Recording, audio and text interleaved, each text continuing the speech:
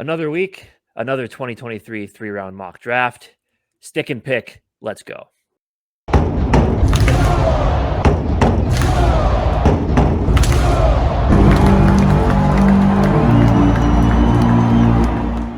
In this rendition of GG Sports Podcast 2023 Minnesota Vikings mock drafts, we're going to do a little stick and pick action. So as of today, the time of recording this, there's the news is broke that Dalvin Cook shoulders progressing well from his surgery. Comes out at a time where we kind of know why his agent's probably helping to try to push to facilitate a trade. I think it's pretty likely he is not here next season. At this point too, I kind of feel like the same thing can be said about Za'Darius Smith. So for this mock draft, we did a couple of trades before we started here. We traded Dalvin Cook to Miami for number 84, and then we traded Za'Darius Smith and a 2024 6th-round pick to Cincinnati for number 92 overall. Just get us a few extra picks early on in this draft, and these are things that I see being realistic trades that could happen. Again, I think it's a little too rich for Dalvin, but if a team really wants him, they might take a bite. But yeah, so I mean, and with the team bereft of draft picks, I would be fine with these trades just to get a little bit more capital going into this draft. And if I don't know if you said it, but we traded Cook to Miami, which there was reports. Another report saying that Miami did ask us for Dalvin Cook or whatever. So it was interesting to know, wonder what they were willing to offer for that. But obviously, to make those trades happen, we had to start the draft. Had it going pretty quick when we did it. So we got through the first 5 picks with CJ Stroud, number 1, to Carolina, Bryce Young, Tyree Wilson, Anthony Richardson to the Colts at 4, Will Anderson to the Seahawks at 5. But before we go any further, I want to thank everybody for watching GG Sports Podcast of the Minnesota Vikings. Hit the subscribe button, hit the bell, get notifications for our videos. We give away Justin Jefferson cards, all that good stuff on our live stream. So subscribe, hit the bell, see when our next live streams are, all that good stuff. Let's jump into this draft again here and see what we do. Like Casey said, we're going to stick and pick this time. So we did the initial trades in this one instead of trading during, and just to see what we could do. Maybe we'll do some trade ups, but as far as we're staying at our picks in this draft, and we're picking who we believe probably is the best player available, I guess. But let's roll. Rocking it. I'll still stop this after a so few just to kind of see where we're at here. So Jalen Carter, like you see, Jalen Carter isn't visiting anyone over the top 10 teams. Yeah. I don't blame him. No. Will Levis, so the quarterbacks are gone. Peter Scorno, I can never say his name. Paris Johnson, Christian Gonzalez, Jackson Smith and Najigba, and Joey Porter Jr. at 12. Houston's going to have a couple nice young corners back there, man. Right, with Sting. If that was the case. Stingley. Yep, Devin Witherspoon to the Jets, Lucas Van Ness to the Patriots. Interesting. What we got here? The Packers finally draft a receiver. Oh, that could be a beast. Quentin Johnson, his value starting to come down a little bit for mock drafts. He'd be an interesting. I know we kind of had him lower on ours, but for how highly he's thought of throughout everybody else, if he ended up around our pick and we got him, it'd be pretty interesting. I think it's hilarious how they have quarterback as a need for the Packers. Jordan Love's just not that guy. Yeah, did you hear what's his face? What's the coach for Green Bay? Pretty much was just he's not Aaron Rodgers. Miles Murphy, Bodrick Jones, Dalton Kincaid, Michael Mayer, tight ends off the board early. Brian Breezy. Okay. All right. We'll go down to our pick. Only a couple more. So Deontay Banks, Brian Branch. Banks, our guy. Okay. Well, I mean, there's some good ones, dude. There are.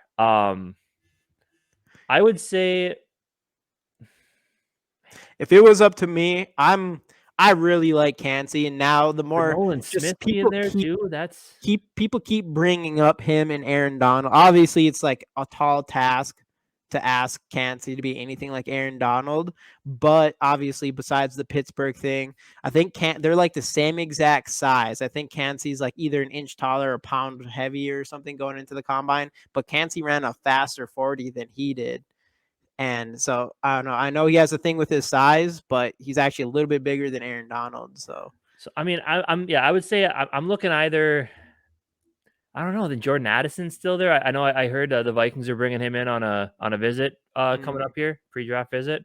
I'm But telling you, people are kinda, sleeping on this guy hard as hell right now, but just man. kind of looking at where we're at, I would say we either go with Cansey or Nolan Smith. I'm more Cansey.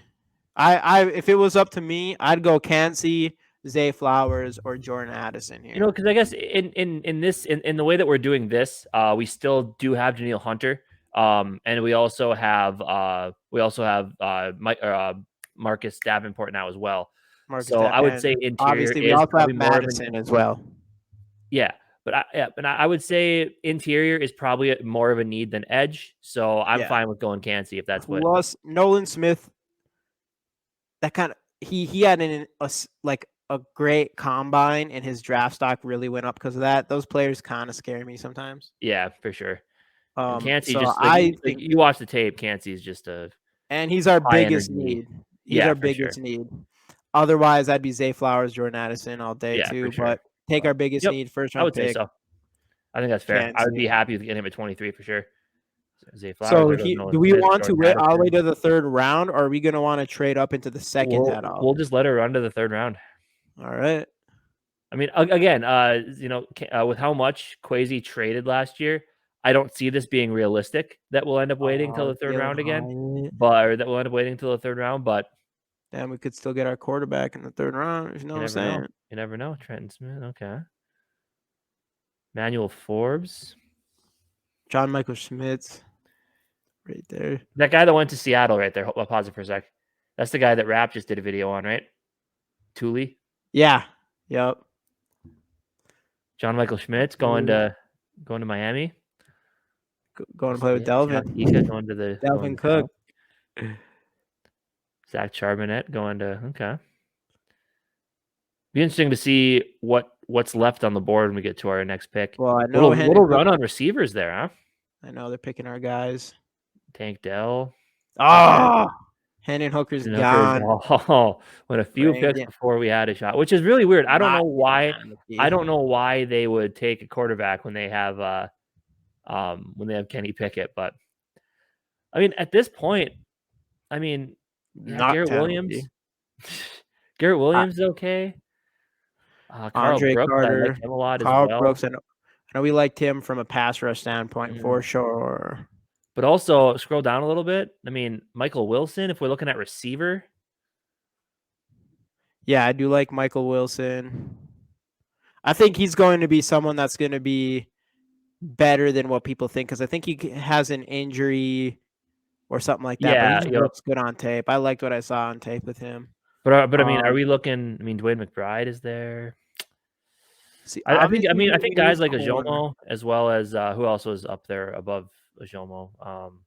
Deuce Vaughn, your boy Deuce Vaughn. Yeah. These are some guys we get later on. So we kind of Garrett Williams got injured. I like Carl Brooks' rushing ability. We like Travius Hodgins Tomlinson, but he's only 5'8". Yep. I would when we did our cornerbacks, I think I actually probably would have put Hodgins Tomlinson in front of Garrett Williams, though. Yep, I agree. To be honest. But the fact that we let Duke Shelley walk for pretty much nothing just kind of tells me that we wouldn't do that. We're not into the small corner game. So right. I mean, we do have a couple. I mean, we have a couple more picks in the third round here, actually. So we can can play this smart. How about that Andre Carter? What did his stats look like? Good point. 82.1 pass rush. 4 sacks. 15 sacks in 2021. What? Dang, so he just came down a bit. Wow, that's impressive. 6'7" is one of the tallest pass rushers in recent memory. Simply put, he's an absolute monster. Just look at the 2021 stats to see how dominant he can be in the football field. In that year, he put up 59 pressures and 15 sacks, which earned him an elite 93.4 pass rush grade. And they're comparing him to Max Crosby. Wow. So basically, all they're saying is he needs to gain some muscle up top. I like that. I mean, I like everything I'm seeing about that guy, for sure. Average draft position. I'd say let's pull the trigger on him. Yep. We have some more picks coming up here, so I think that'd be help us in the edge rush department. Oh, I forgot about Overshown. Overshown just went. So we can. So it takes edge rusher off the board for us, which is nice. I mean, we could take a shot on a Garrett Williams in this spot. Yeah, I think so. Yeah, we need a body there. I say we do that. We already got we just got our edge rusher, so I know he was injured last season, 7 games played. Otherwise, I know people like him a lot. Let's see what his analysis. A torn ACL ended his 2022 season after 7 games. While his 79.5 career grade is impressive enough, it's important to remember that he was essentially a square peg trying to fit into a round hole at Syracuse's defense. On his 907 career coverage snaps, only 35% came in man coverage. He has some of the best footwork in the draft and can mirror receivers effortlessly, which will be coveted by teams that run man-heavy schemes, aka us. Yeah. I mean, so it sounds like he doesn't have a ton of experience in man coverage. Obviously, I remember watching some highlights and stuff. I did see a lot of zone from him. Yeah.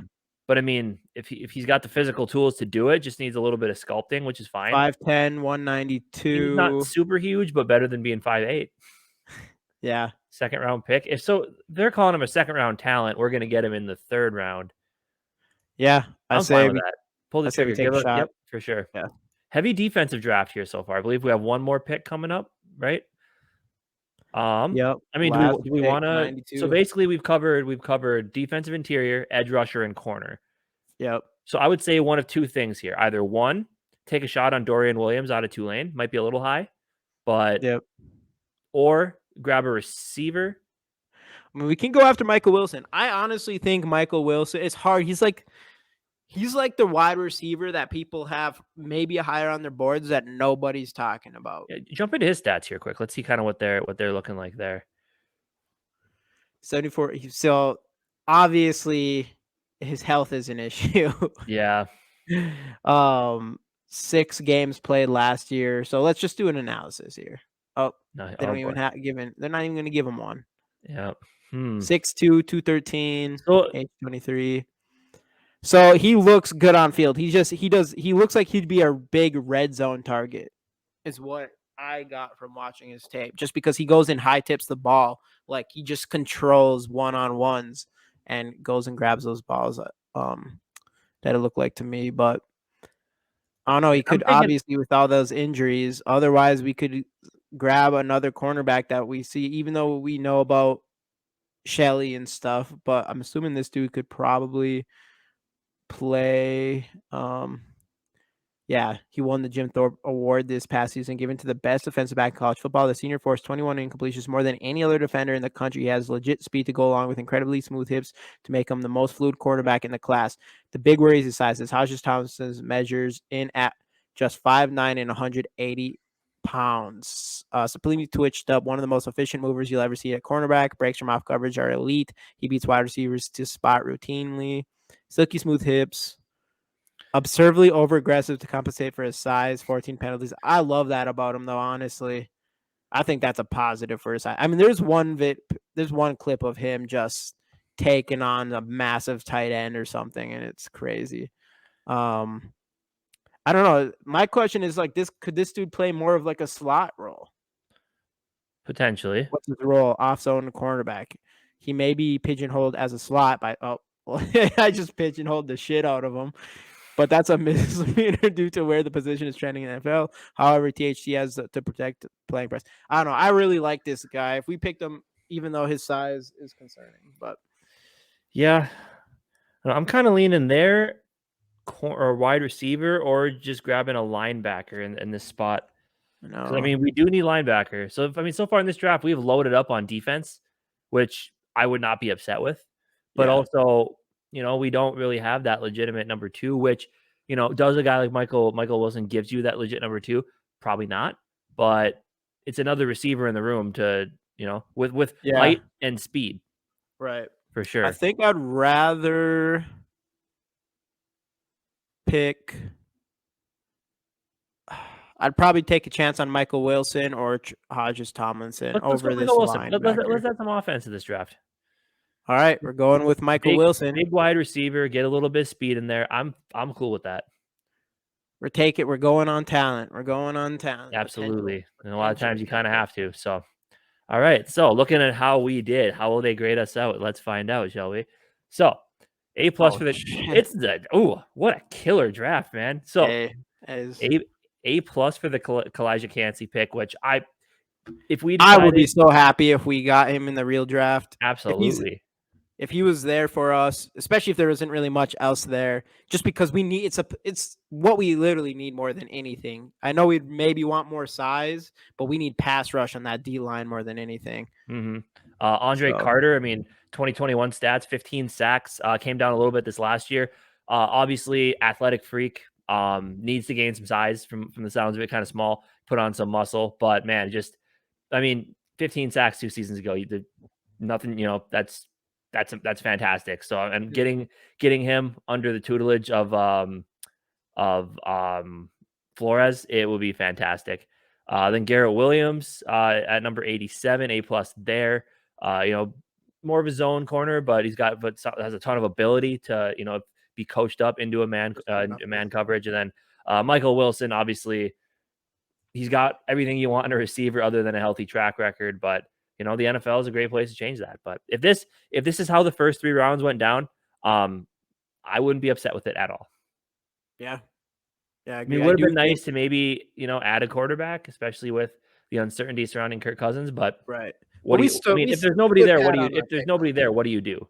Yeah, we stood pat on our picks on this one. Obviously, we could have traded around and got even a hooker in the 3rd round, which is the furthest we've seen him. He's dropping in these mock drafts for sure. Yeah, which is interesting to see where he ends up. Yeah. But now there's reports out there saying that people there's 0% chance he makes it out of the 1st round even. So it'll be interesting to see what happens. But this draft, I'm ready. I'm excited, man. This month is April. Yep, we're getting there. April, like 25 days, right? Something like that. Be 3 weeks from Thursday. So, but anyway, that's our stick and pick draft. We want to know what you guys thought about it. We loved it. Let us know your thoughts down in the comment section, and we'll see you guys next time on the GG Sports Podcast. Let's go, Vikes.